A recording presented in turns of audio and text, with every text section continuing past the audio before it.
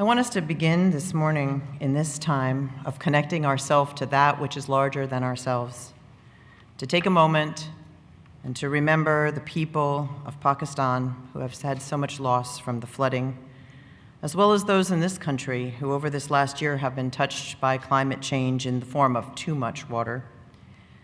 I would ask us also to bring our awareness on this week of extreme heat to those who are without shelter, including some who are part of our daily community here. Let's take a moment just to hold all of these parts of our human family in our hearts.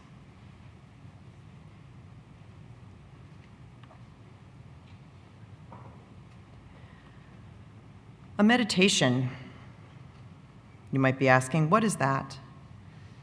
Well, it's a time of thought, of deep thought, of focus. Not the focus that we get when we're clenching up like this morning when we were all trying to make the printers on campus work and they didn't want to. Different kind of focus. A focus that allows us to be present and yet also relaxed. So I'm going to ask you to engage with 3 questions, to focus on these questions. The first is just a question for your heart. When you think about this time, when you think about connecting to something that is larger than yourself, what do you think about? Is it that spirit that we just sang about in our beautiful meditation hymn? Is it community for you? Is it nature? Do you call it God? Or do you have goddess, some other name? Gaia? One of the beauties of our community is that people can have different names for what they consider larger than themselves. Perhaps they call it the holy and sacred, but whatever it is, let's invite that into this space today. Thinking about that first question, what you call that larger frame for you. And now I'm going to ask you to meditate on a question that will be part of our water ritual, which we'll do together in just a little bit. It's to think back on these last months, maybe the months of the summer, maybe going a little farther beyond that. What experience of your mind or your body or your spirit will the water that you will pour represent?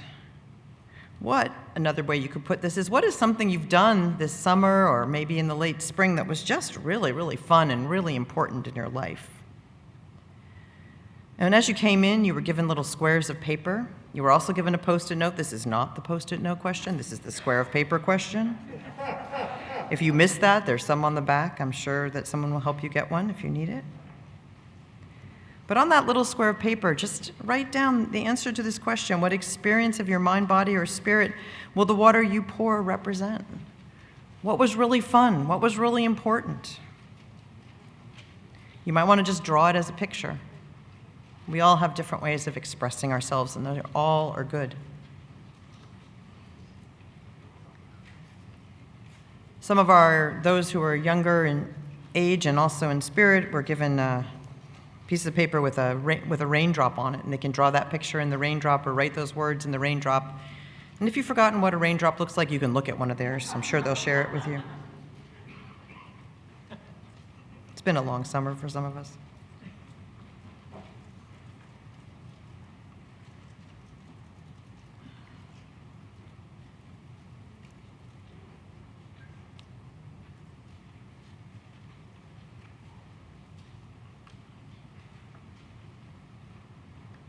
Whatever this experience was, it's an important one for you.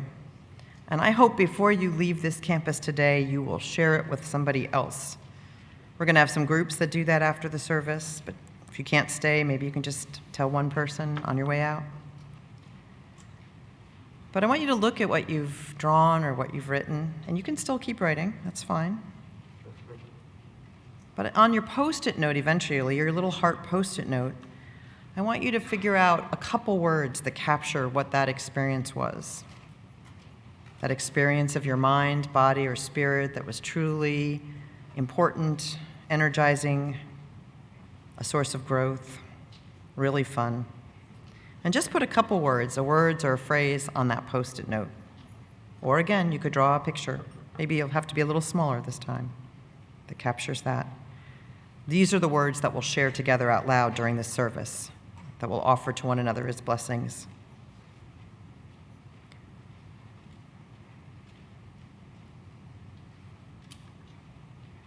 So take a few moments and finish up, or you can keep finishing up as we move through the rest of this service. But I invite you to tuck that little scrap of paper and that little Post-it note somewhere where you'll be able to find it in like 20 minutes, because you might want to. And just take a moment of gratitude, for often that is what is at the core of our reflections, our prayers, our meditations, is just gratitude. Gratitude for things that are larger than ourselves, like the gathering here today of this community in all the different ways that we've gathered outside and online and here. Let's just take a moment for gratitude. Let us live into this spirit throughout this year to come.